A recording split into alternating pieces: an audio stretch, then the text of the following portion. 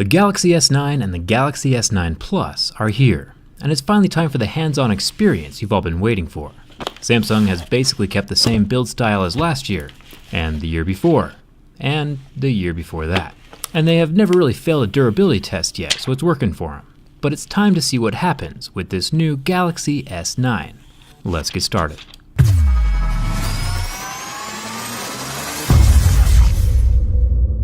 The Galaxy S9 is still rocking the Gorilla Glass 5 on the screen this year, but this time the glass is a bit thicker, which supposedly is going to help with the drop protection. I'll have to drop test it in a future video, but as of now, we're still scoring the same on the scratch test as other flagships. A scratch at a level 6 and a deeper groove at a level 7. HTC is still holding that top spot with their scratch-resistant sapphire crystal display, scratching at a level 8. Tempered glass is pretty normal for smartphones these days. At least razor blades, coins, and keys won't do any damage. The bottom of the phone has digital buttons underneath that glass, so nothing new to check down here. The earpiece is sitting flush and tight inside its little slot. It is metal, with little holes protecting it from dirt and metal shavings attracted to that magnet underneath. It's a smart design, and better than some of the cloth ones we've seen before on other phones. The 8-megapixel front-facing camera is sitting under that front glass and protected from scratches.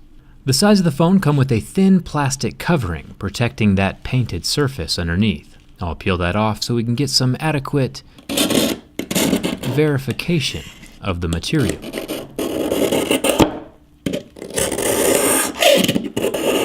Yeah, it's metal.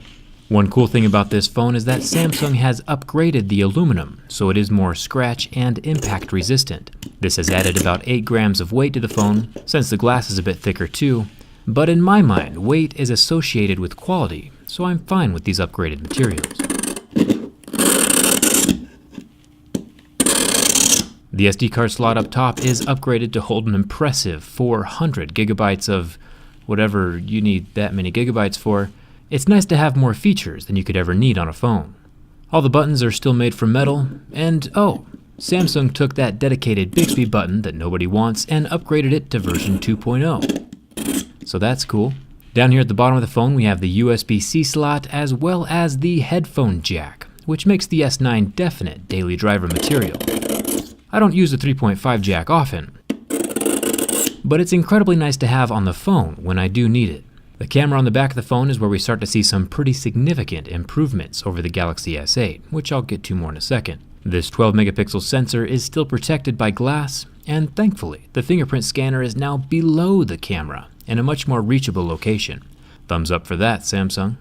The fingerprint scanner can get scratched by my razor blade though, so we'll give it a little test to see if it still works.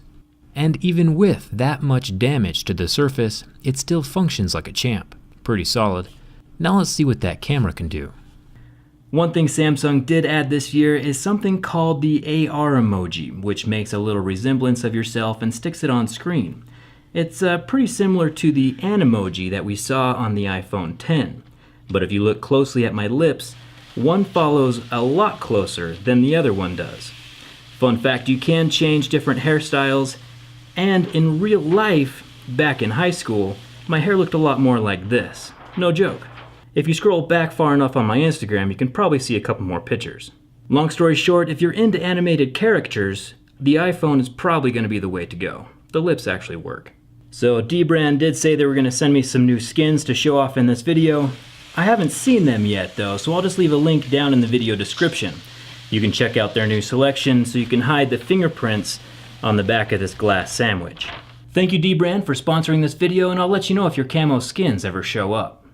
The feature that impresses me the most with this Galaxy S9 is the rear camera. This is the first smartphone camera with a dual aperture sensor inside. It's got a mechanical system that can expand and contract to let more light hit the sensor. Professional camera lenses have this, and it's incredibly cool to see it start making its way into the smartphone world. And better pictures for everyone to enjoy. We'll have to take a look at this from the inside during the teardown. The larger S9 Plus also adds a telephoto lens to the phone, which is impressive. Here I'm adjusting the aperture manually in Pro mode. You can see the light difference as I jump from a 1.5 to a 2.4. The 1.5 will help considerably in low light situations. The back glass of the Galaxy S9 makes art class with Jerry impossible. The Samsung logo is still on the underside of the glass and won't ever scratch or rub off. Well, unless you want a clear S9 of course. Let me know in the comments if I should turn this phone transparent. It's time for the burn test. Bixby 2.0 is already getting in the way, so I'll just roast him for a second. This HDR10 1440p 5.8-inch Super AMOLED display lasted 12 seconds before the pixels started to go white. After I removed the flame, the pixels did start to recover, which doesn't always happen with LED displays. The oleophobic coating, though, never survives a burn test. You can see my fingerprint still on the surface of the glass, so it's important not to try this at home. It's cool to see the Samsung screen recover, though, even though the only person who probably ever deals with this kind of damage is me. And now the bin test. Samsung has never failed my durability test before, and with this upgraded aluminum frame, the results are consistent, surviving both flexes from the front and the back. With the Galaxy S7 a few years ago, we had some glass separation during the bend, which compromised the waterproofing, but with the Galaxy S9, even with the abuse, the glass is still sealed, and the IP68 rating is intact. Another solidly built phone from Samsung, and a good choice for anyone looking to upgrade.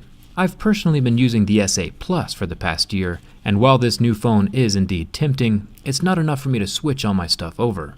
I'll probably hold off and see if the next Note has anything worth switching for, or maybe I'll jump ship entirely and use another Android phone from a different company. Let's just see what 2018 brings. Huge thanks again to dbrand for sponsoring this video. The camouflage skins are pretty sneaky. Check the link in the description to see all their new stuff, and then come hang out with me on Instagram. Maybe I'll post some more old school hair pictures. Thanks a ton for watching. I'll see you around.